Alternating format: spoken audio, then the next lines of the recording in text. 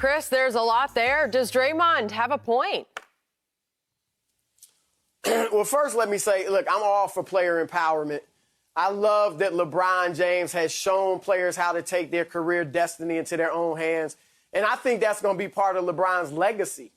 And I think Draymond made some great points. I think we didn't see it in that clip, but players should not be fined, I don't believe, for making a public trade demand if a team like the Cavaliers or the Detroit Pistons aren't fined for making it public that they're trading a player. Right. I also think that, I think that Draymond also talked about loyalty and how players are, the mental strain it puts on them when they're traded. I've had players tell me that because they heard trade rumors, they went to the GM and said, is this true? Do I need to get, I got a family, my kids are in school. Do I need to start getting ready to be traded? And the GM has told them no, just lied directly to their face. And 2 days later, they're traded. So I get where he's coming from in that respect as well. And I think he makes a good point with that. So fans should not expect that type of loyalty from players. Don't get mad at LeBron James when he leaves Cleveland or, Kevin Durant leaves OKC. If you want to criticize him for going to a stacked team, that's one thing. But I don't think it's fair to criticize them for playing out their contract and then leaving when a team trades a guy, there's not the same loyalty expected. So that said, though, I think that Draymond missed a few things, too.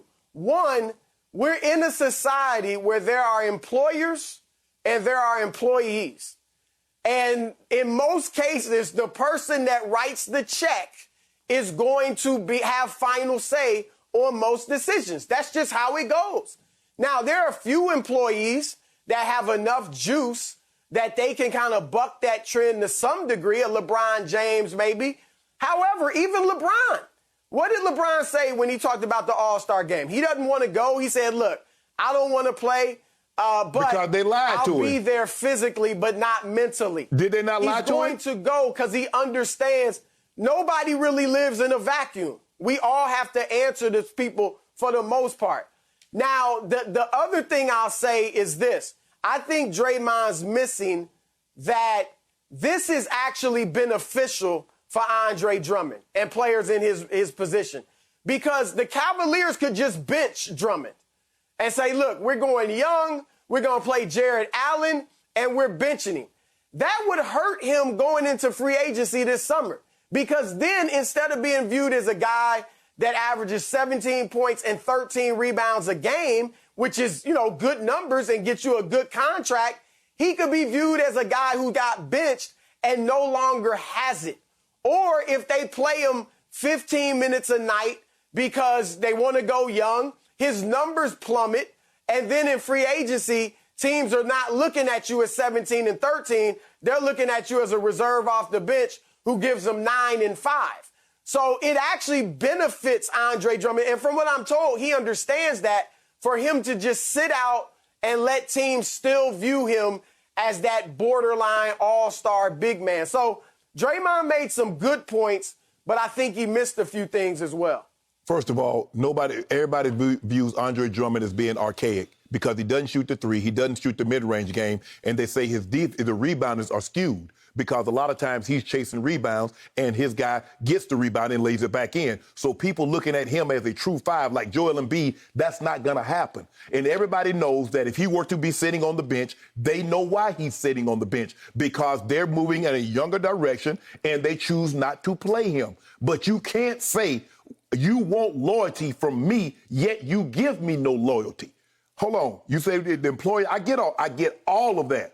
But if I say I want an opportunity to seek for an opportunity like James Harden says, I want to go win. I don't have what it takes here to win. Why you get upset at me? Why the fans get upset? And I think from a fan perspective, the owners have done a great job of convincing the fans that the billionaires are right and the millionaires are wrong. Yeah, you got upset, but LeBron James has never requested a trade. LeBron James fulfilled his obligation, bounced as a free agent. So did KD. But What did they do to AD? Didn't they find AD $50,000 when he voiced he wanted to trade, and they signed him? So why did they do that? I thought you tried to win. Well, my main problem with Harden was I have a few things. One, with the way he handled Houston. One, he didn't look in the mirror.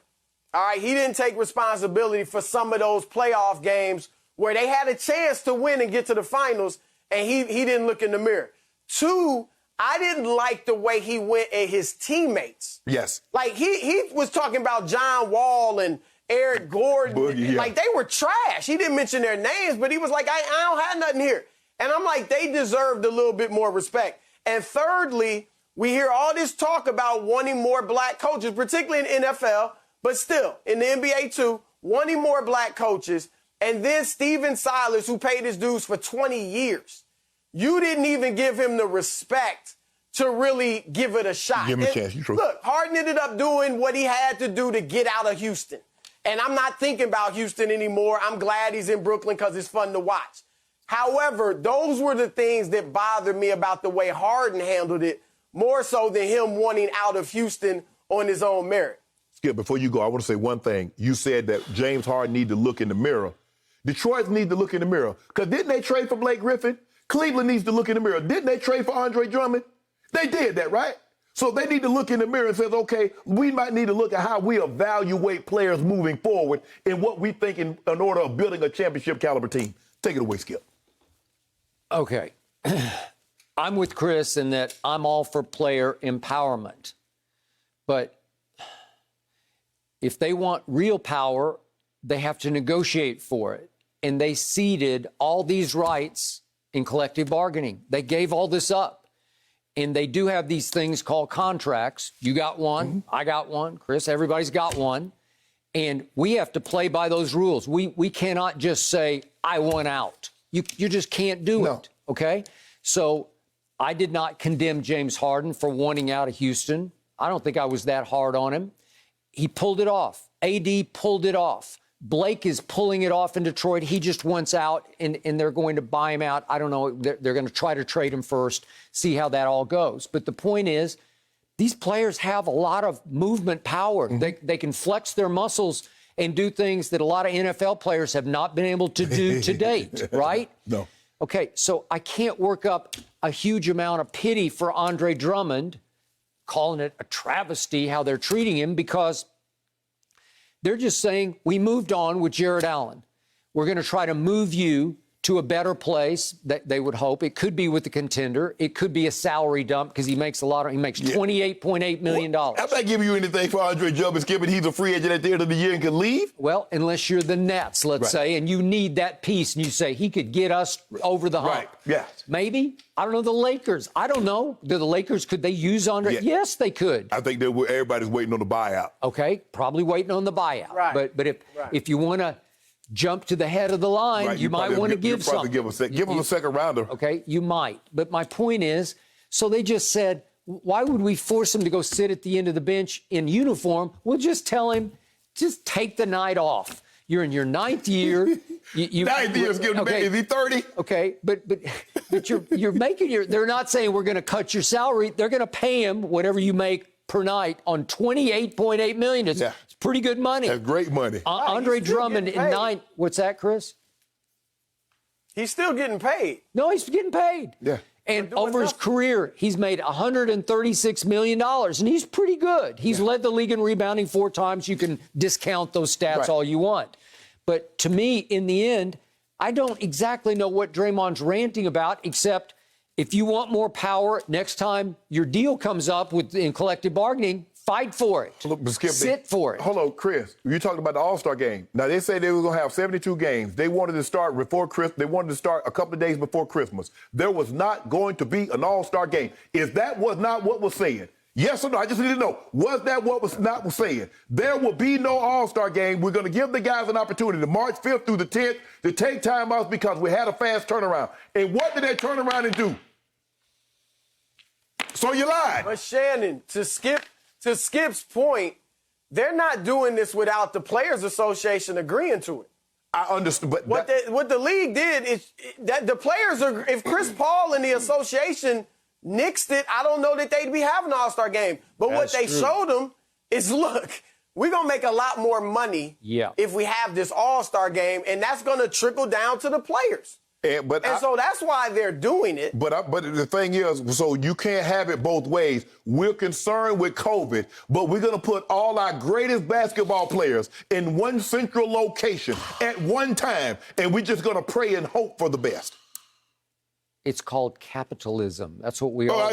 Okay? I understand how it works. I'm shocked LeBron didn't have more juice. I thought he had that kind of juice to say, no, I can assure you they did not confer with LeBron before they made this decision because they already knew what he was going to say. So it's best to apologize and ask for permission. Okay, but to his credit, he said, I don't like it, but I'll be there. Yeah, okay. LeBron is always going to do what's in the best interest of the. He's going to take one for the team because they're ready. Like you heard what he said, and then Giannis came out and said the same thing, and you heard Kawhi, but.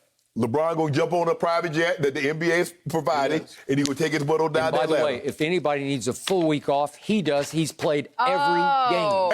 Thank you for watching. You can subscribe here to get the latest from the show, and be sure to check out more of the best clips from Undisputed, or go watch a few other segments from our other shows on FS1.